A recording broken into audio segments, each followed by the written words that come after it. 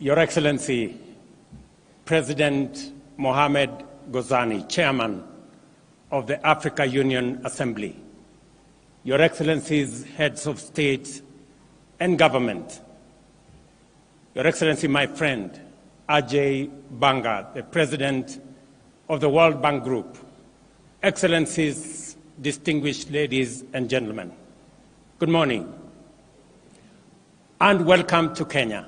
On behalf of the people and the government of Kenya, I welcome you all to Nairobi for the IDA for Heads of State Summit.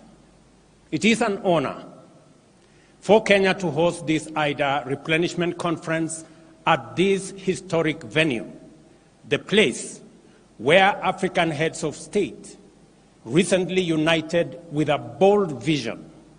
Here, we committed to transforming our continent into a thriving middle-income region, leveraging our unique potential to drive global solutions. Today, we build on that legacy by actualizing our potential to provide those solutions through necessary financing. I extend my deepest gratitude to each of you for joining us at this pivotal summit. Your presence not only honors us, but also reaffirms our shared commitment to the International Development Association, our cornerstone for achieving the development goals of our continent and beyond our continent. We convene at a critical juncture, facing a convergence of global crises. This includes escalating geopolitical tensions that challenge international unity, a deepening development and debt crisis that threatens our economic stability, and urgent climate emergencies that demand immediate and collective action for our planet's survival. Today, we gather here, Kenya and the broader East Africa region faces severe flooding that devastated communities, destroyed infrastructure, and disrupted our economies. Concurrently, Southern Africa confronts intensifying drought, affecting nations like Malawi, Zambia, and Zimbabwe. Just last year, the roles were reversed, highlighting our shared vulnerability to extreme weather patterns. As I speak to you in this podium, 10,000 people in Nairobi City are displaced by floods. That is the gravity of the situation. Only a year ago, we had a devastating drought on the other end. This new normal demands our immediate and united action to safeguard our collective future. This underscores the critical role of IDA for Africa Summit.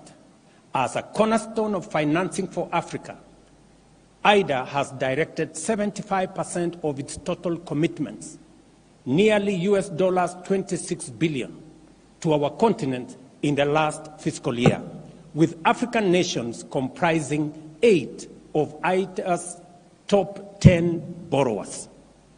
This support is not just financial. It is a lifeline for our development and also our stability.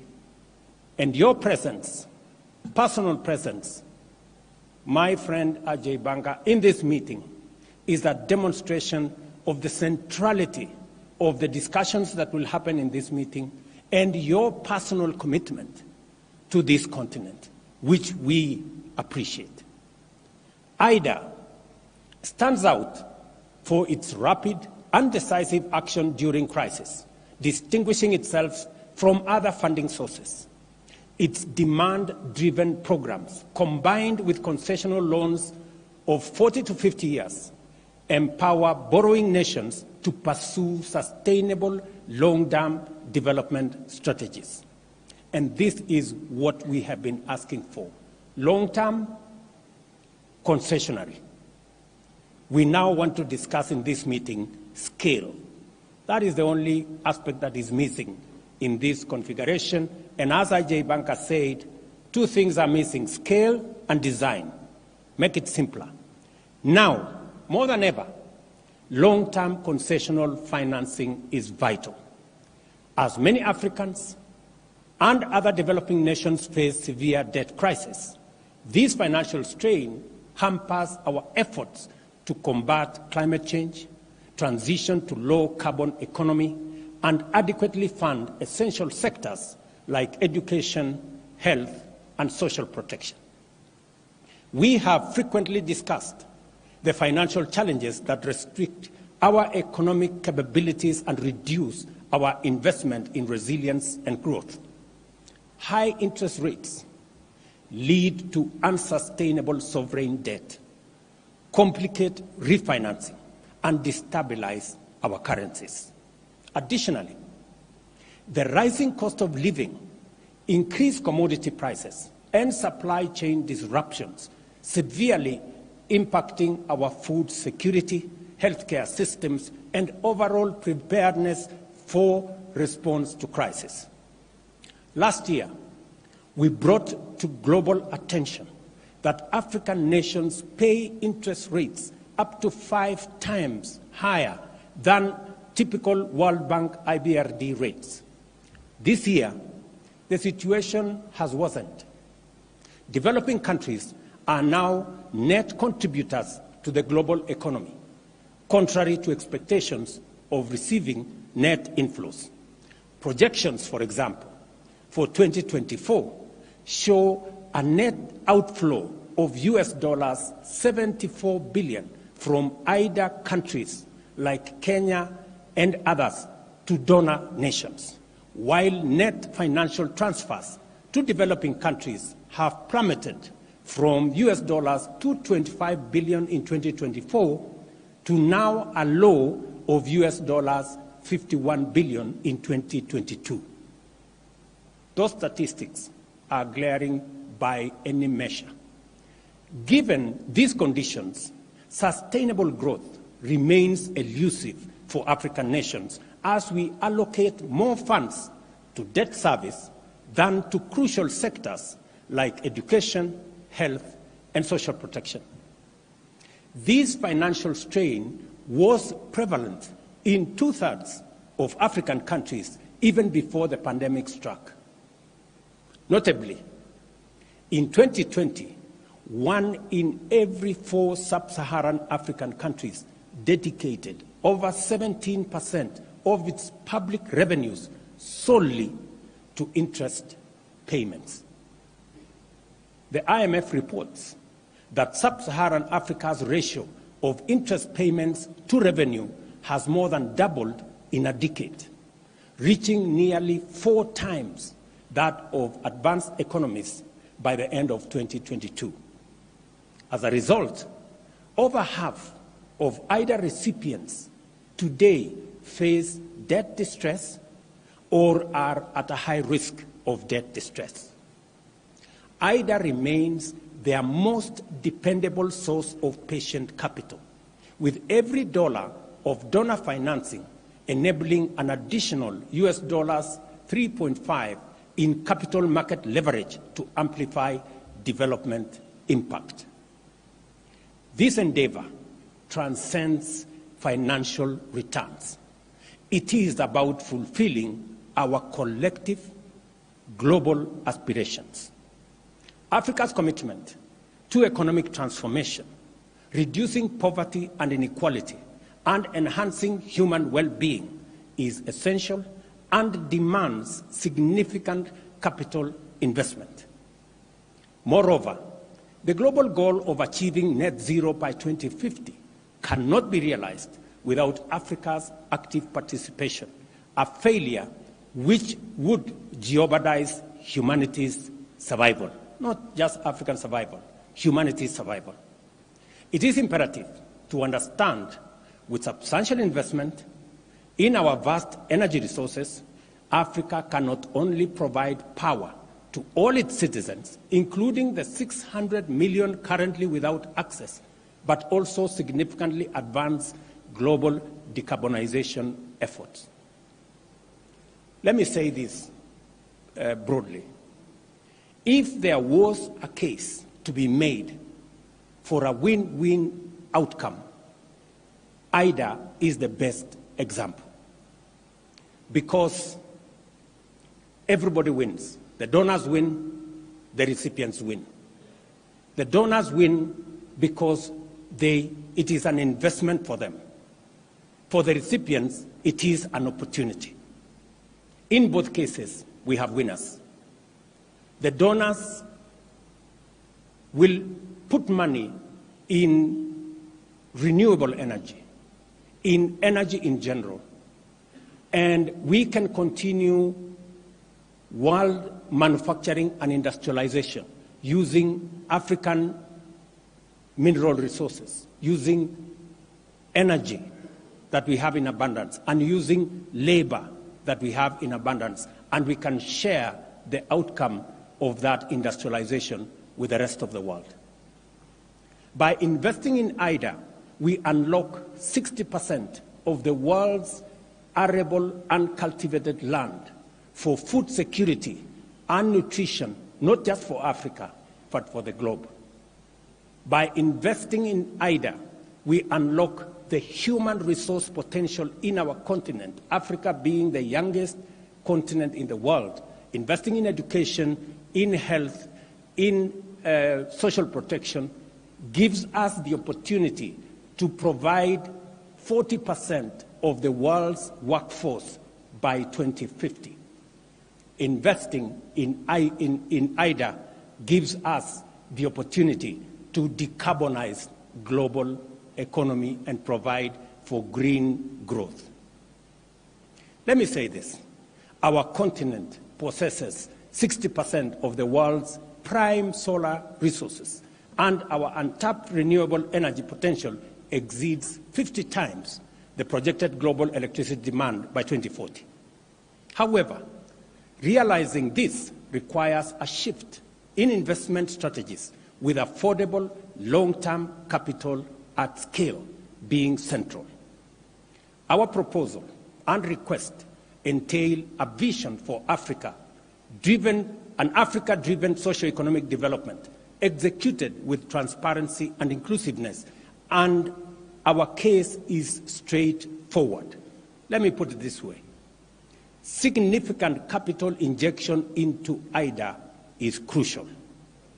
The G20 independent expert group recommends tripling IDA's financing capacity to US $279 billion by 2030, while maintaining the essential concessional nature of its financing. At the very least, and if we cannot do anything else, let us not ignore or wish away this expert advice. We seek not just funding, but a partnership for progress. African nations propose a robust plan for climate-positive growth, aligning with the Nairobi Declaration from last year's Africa Climate Summit to ensure stable, dignified, and sustainable livelihoods across our continent.